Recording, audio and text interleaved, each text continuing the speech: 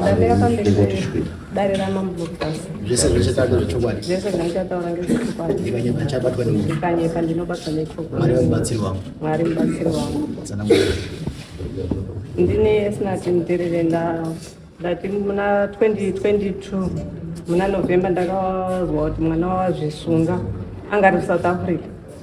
Mwana wangu mukomana anga ari South Africa achizi wazvisunga. Tikatambira rufu rwavo tikaita rufu rwaBright Sanyatwe. Tapedza muna 2024 muna October takazozwa ndakudaidzwa nehanzvadzi imwe ichindifonera ichiti tete muripi.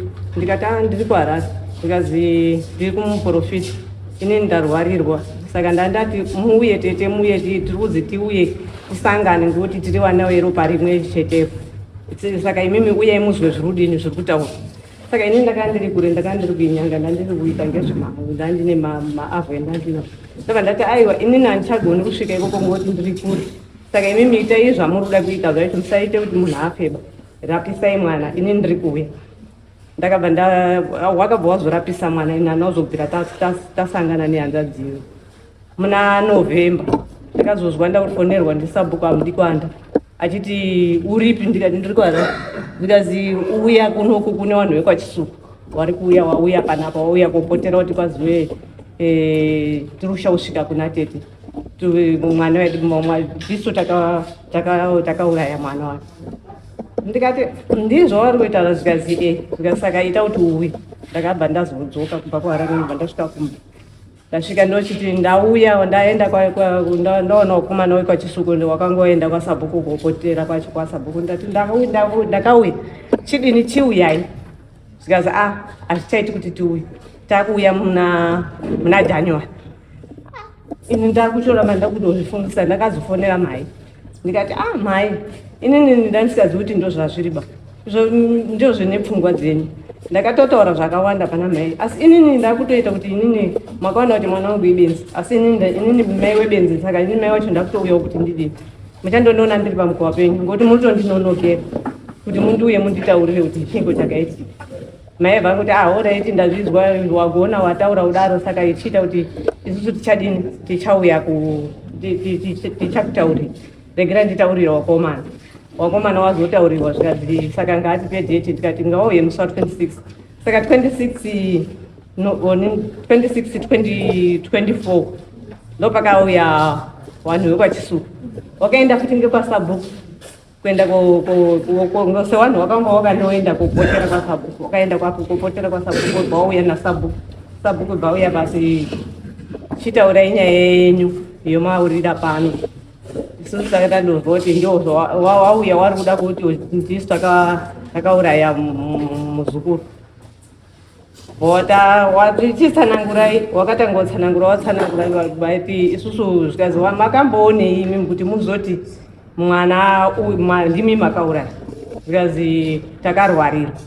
Izvo takarwarirwa pane zvatakatsanangurirwa kuti mukomana uyu pane zvakaita. Iye mukomana yanga asiyiwa ari kunze.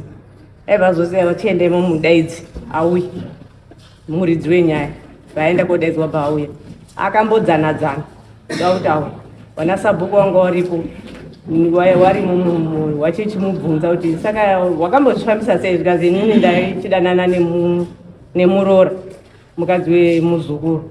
Saka akazi wakadanana naye iye mufi anga atofere. Zvikazi anga zvikazi saka wakupfukirwa ndiyese kana anga saka vanhu vakambo akapedza nguva yakareba achiramba kozoti wagara ubva azobudiwa naye kuti wochizobvunzwa manje kuti taura ubva azouya kwautaura kuti pamusoro inini ndiri kuuya ndataura kuti inini kufa kwemuzukuru ndini maoko angu aripo. Ndakamukumbira kumubvunza kuti ndiri kukumbira kubvunza Mairosi ndiwo kufa kwemwana ndiwe here. Akati shuwa kufa kwaBright ndiwe. Akati heme kufa kwaBright ndiwe. Akati Ndikati alright inini ndakaita izvi ndakatambira rufu rwemwana wangu ndikuti mwana wangu wakadini wakazvisunga ndisingazivi kuti iwe ndiwo wakadini wakauraya mwana. Saka izvo wakauraya mwana ini rufu rwako urwu.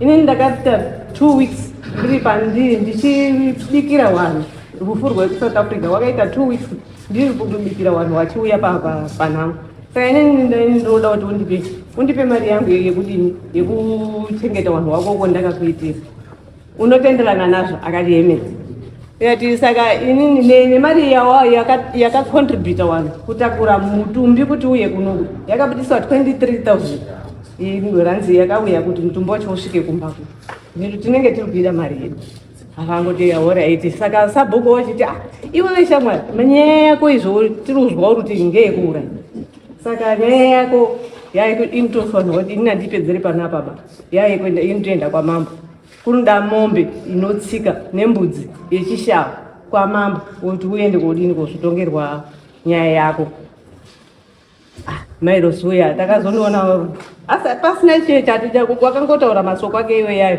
vanhu vanga vachitotora maaudio vaitotora vanga vatori nawo kana mabhuku ekwamambo acho ekwasabhuku ndaininawo kwaubva andosumuka saka vanhu vakandofunga kuti mairosurusumuka kuenda kutoilet kutoti bobobobo pamusoro vatobuda vatoienda kosiyaona sabhuku ese hama dzese dzadzakandozara mumba mamo vatobuda vaenda hapana zvatakazozwa uri pano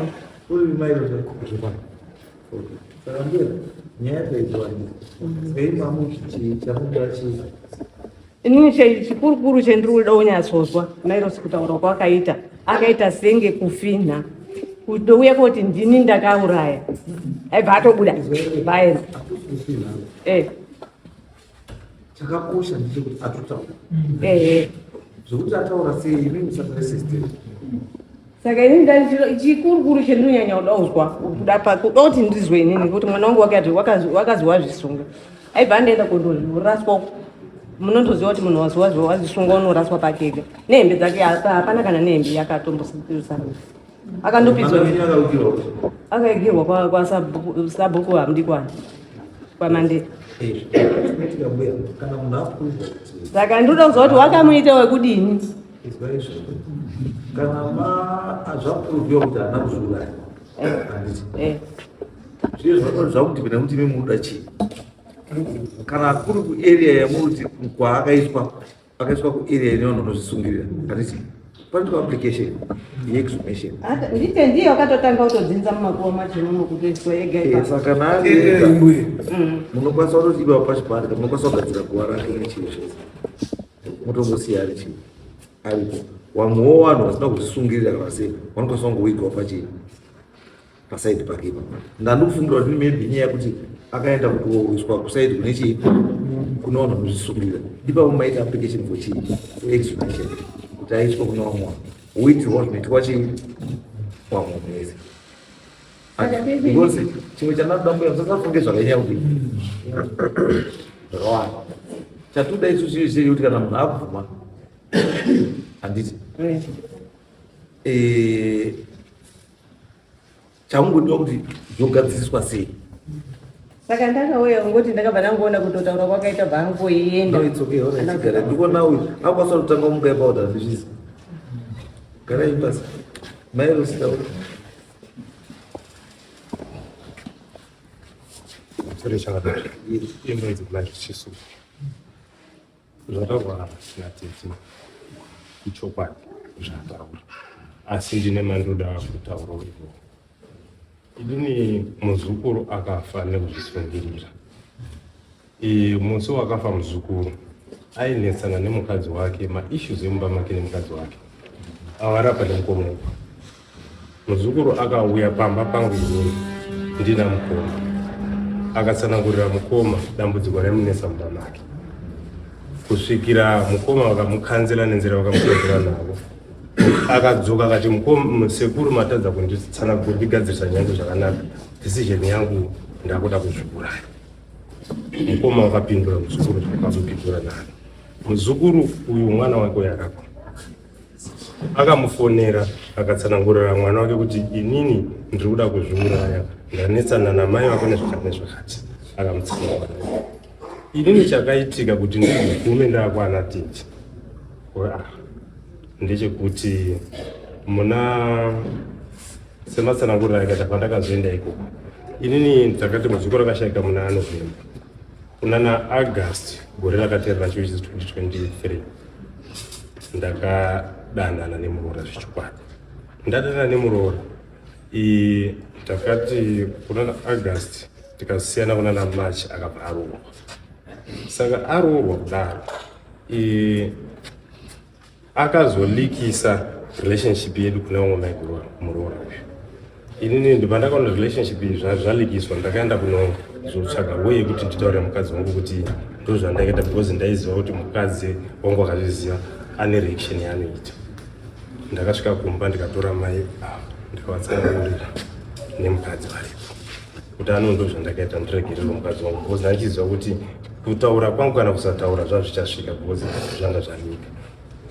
Zvadaro ndakabva ipapo ndikadzokera kubasa ndikaita mwedzi umwe chete, mwedzi wechi2. Mukoma vakarwarirwa nevana 2 panguva imwe chete. Mumwe akazvikwadza negirandi ari kuSouth Africa kubasa, mumwe akarwara ari kumba. Anga ari kumba aita zvekugwinya. Mukoma wakathatire sekubasa. Mai nemunin'ina uyu vakaenda nenhingirikini nemwana wekumuprofiti. Mwana yasvika kumuprofiti, nhau yakabva yangobatwa nemuprofiti akabata akati tiuye ini namukoma. Handiti takabva kuSouth Africa tikauya tikasvika kwanga kuchibatsirwa mwana. Zvikanzi dambudziko randabata pane mwana uyu nderekuti pane mweya wemufuri kutenderera mumba. Saka zvanzi pane mweya wemufuri kutenderera mumba wakazotaura kuti uyu akataura kuti akazoita zvakati zvakati, zvingadai zviri zvo here? Zvikanzi Yemeni ndizvo. Ndichibva ndanhingirikana ndanzi zvazvadai so iwewe takuda kuti unhingirikane uende unotaura kuna tete kuti ndo zvandakaita. Tete anga atoudzwa kudhara. Ndidzokeredze papi. Tete akanga akatoudzwa meseji yekudhara. Tete achitotumidzira mameseji ekuzvithreatena kuda unozviurayira kumba kwangu ndisati ndasvika kumba kwavo. Mukoma ari kurwarirwa nevana 2 vari pacritical. Mukoma ari kunditi enda unobvuma nyaya dzako vana vangu vararame because muprofita ati zvakati. Kana mwana wangu akafa hazvimiri kupiri zvakanaka. Inini mukadzi wangu anga amwa futi poison. Saka ndandine mabodies 4 andandatarisana nawo. Apa ndiri kunzi enda unobvuma kuti ndo zvavakaita. Inini ndakasvika kwana tete ndikatsanangura zvandakaita vana kuzinzwisa. Takabva kusini kusvika nguva dzine dzinopa ndakazobudiwa neni panze ndikazi aiwa chingobvuma zvipere. Handiti when I get forced kubvuma zvipere ndopa ndakazoti kana zvirizvo because uyu ari kuti vana vangu vari muchipatara vari kurwara vakafa.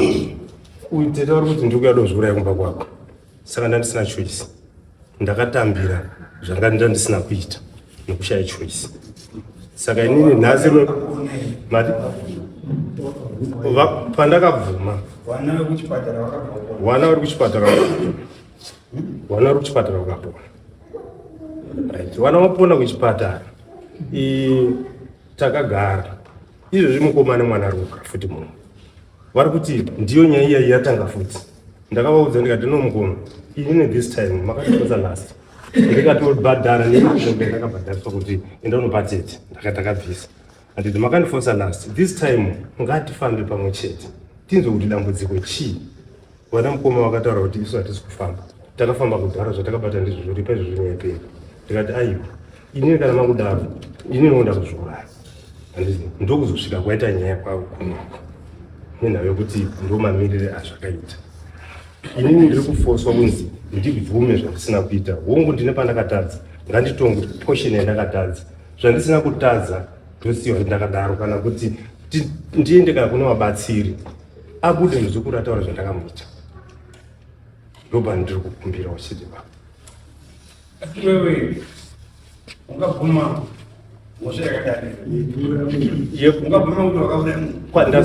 kungonyenga kwawakaita ikoko.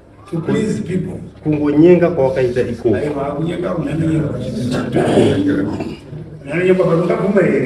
Inini situation yanga ndiri yanga isina kundimirira zvakanaka. And inini the reason ndakabvuma I wanted to take my life this way.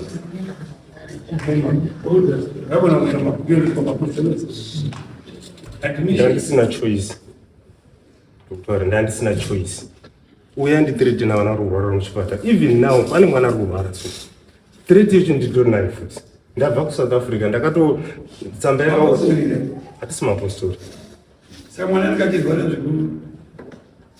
Hatizivi ndo vanhu chatonditsanangura. Andori badala. Handizivi marwariro ari kuita mwana. Ende handizivi kuti zviri kufamba sei, because zvinongoti zvikatanga kunzi iwewe ndiwe wakadai, so takabata kwakati. Ngatifambe tese vanondiranduti. Wati takatofamba takatobata zvatakabata. Iwewe chidi ripa chete.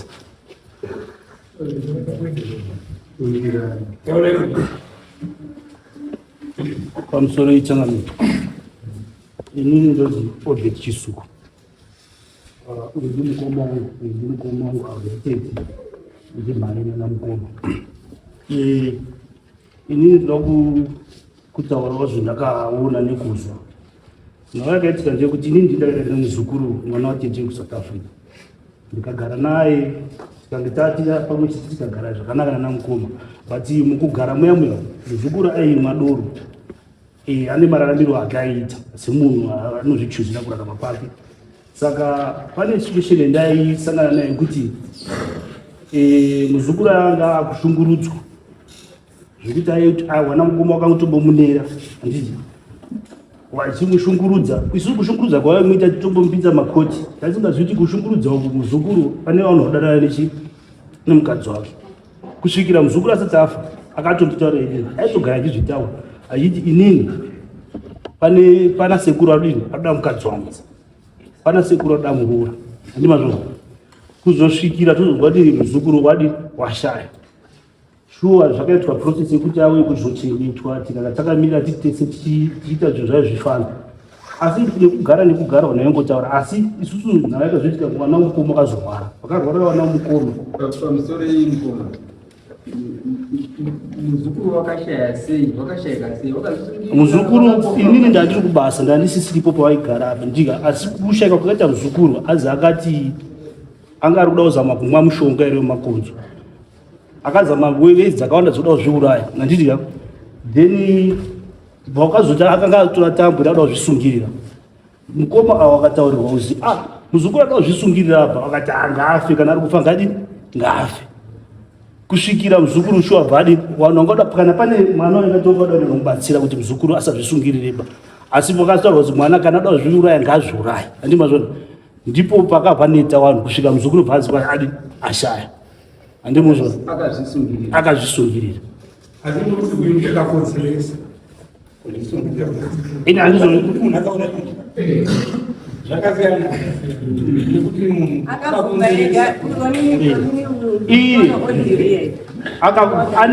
angaita hendi pakuti akadzivisa even vanhu vakadaunda kunobatsira. Handimazvo akati muzukuru ngadini kana ada kufa ngafe.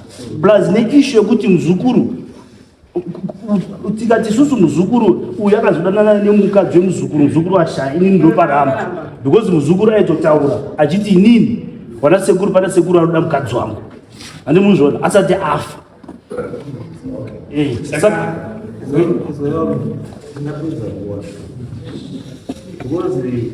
zvese zvatokutaura hapana chokwadi chiri. Because mutaura inu kuti muzukuru akataura asati afa kuti pana sekuru ari kuda mukadzi wangu. Hazvina hana kuti pana sekuru anodanana nechi kana kuti sekuru mera ingoya kana kuti ningi. Ini yangu pana ndokufunga ndipo kuti if you are not quite sure about zvakaitika asi kumadiko futi pane vamwe 2 or 3 mezogachoka kuti what is it rather than utingo based on just one team or one person.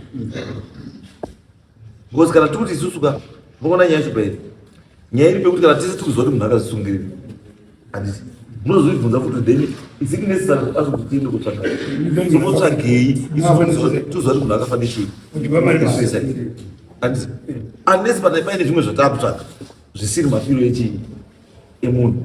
Yes, then it's correct, but chandikuti inini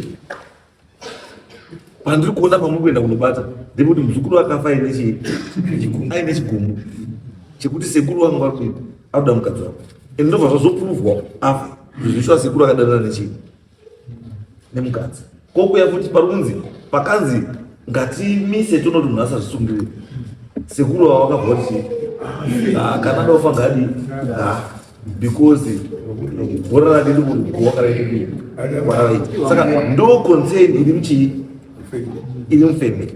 That's the concern iri mufamily kuti iwewe it's either this thing you should have prevented kufa kwemunhu uyu kana kuti kufa kwemunhu uyu ndiwe catalyst, ndiwe wakakonzeresa kuti munhu yese angaenera problem dzake asi problem yake but mumwe munhu andani kuda mai aikwanisa kutaurira chokwadi futa mudzimai wacho ari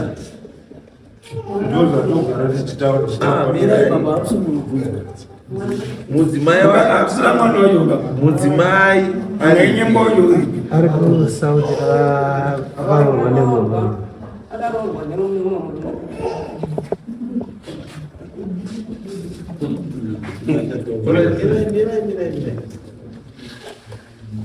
mwana baba akafariki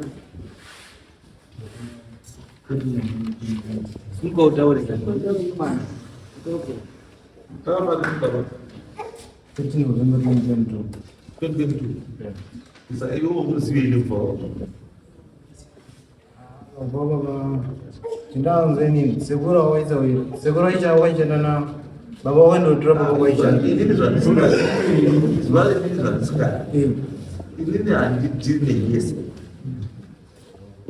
yese kana usina chaunoziva udii zvatopera yese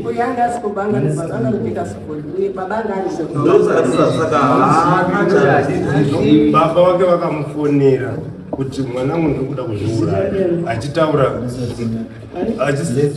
akamutsanangurira alright saka baba wako akafonera achiti chii achiti akati bhole kuno mama wako wana sekuru undishungurudza mama wako zvauri dadana nasekuru ndikati apamani mazviziya sei akati bhole mwana mudiki hapana chaunodi chaunoziya inini chaenda kuita ndakuti ndakunozviuraya apa toti musa hwana wacho ndatoyachi kumba kuno ndikati apamati ingomira titi tidzike kumba akati haine bhulechi ndakutozviuraya pasina 20 minutes iyo tabva ndapedzerana naye ndakundaronza mama achifona achitochema chiti baba kunokuwasha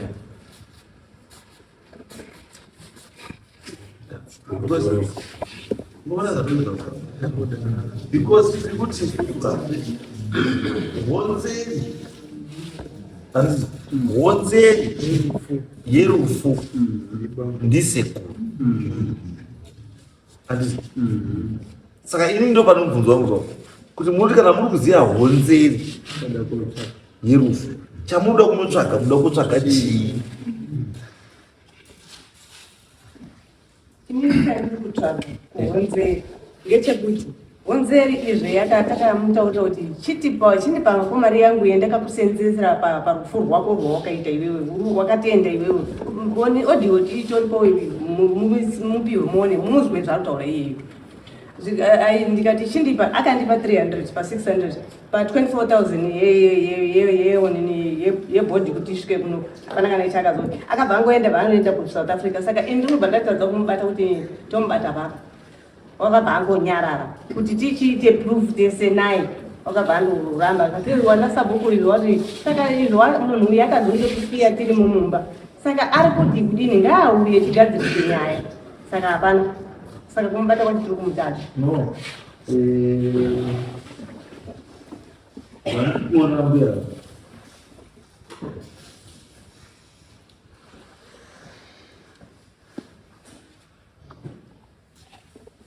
chatikuda isusu inini chamuda mari iri kavhara yemari one chimwe chamuda futi besides kavhara yemari yechii kune vana vakasiyiwa inherera dzekune kamwana kari grade 3 kakasiyiwa saka pake ngoti nemushoto wakabva kutsika mukadzi wakabva aenda hamusi kupindura ndati muri kudei kuchengetewa wana vachengete wana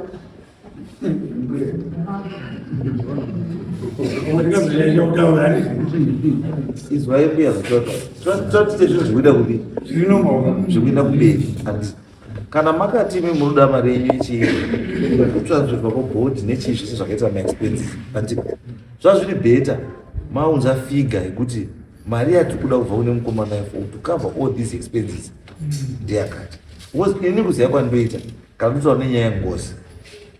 Nyaya yengozi, ngozi inozvirwira ngondo dzayo hairwirwi nemunhu. Saka imi mamukwanisi kukumbira kuti ngozi ida kuti ibhadharo zvakati hai ngozi kana ichida zvinhu zvayo inoita yega ndozvanoda izvo.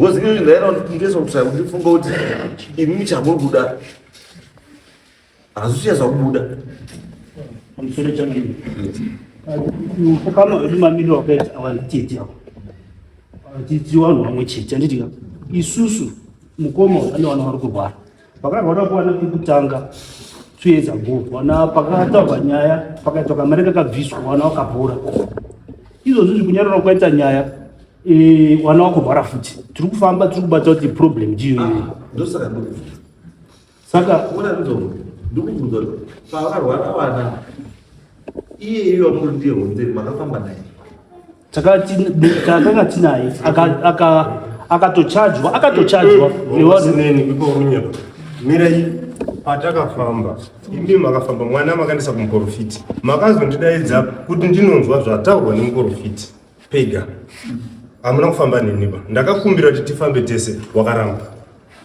handisi saka inini muri kunditi munotimanikidza kuti ndibvume zvinhu zvandisina kuita pa ngatifambe dai nhasi vabatsiri vanga varipo taibuda panzi tobatsira chandikudaidikatizoti vanorwara wana vari kupi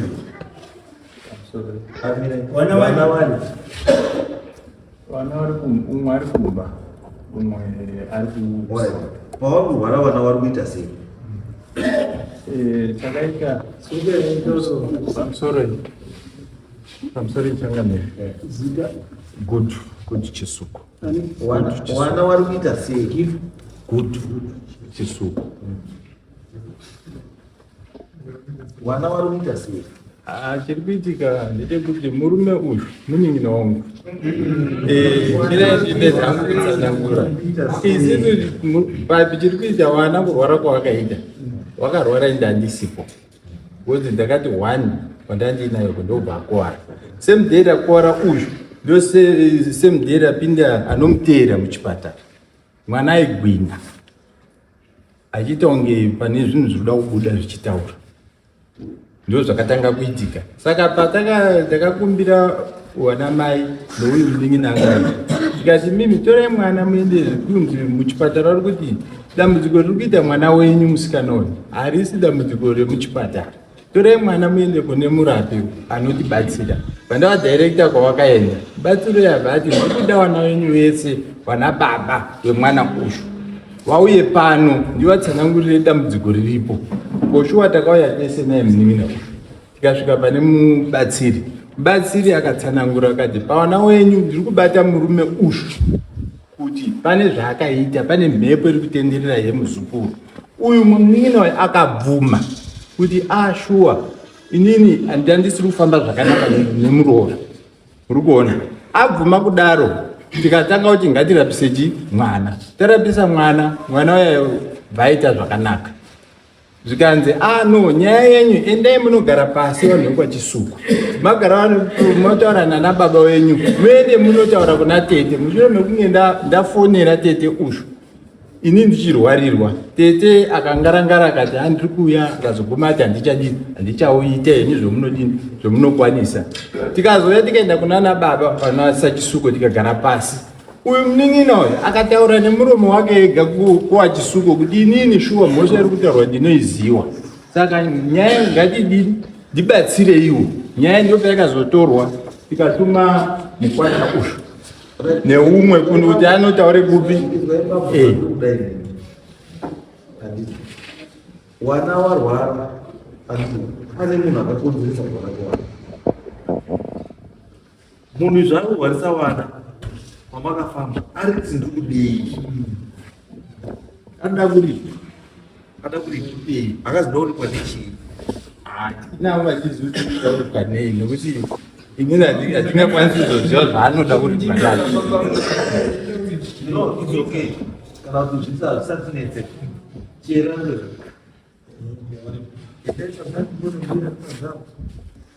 Asudze mweya iyo wataura. Ndepanzi pakatochera.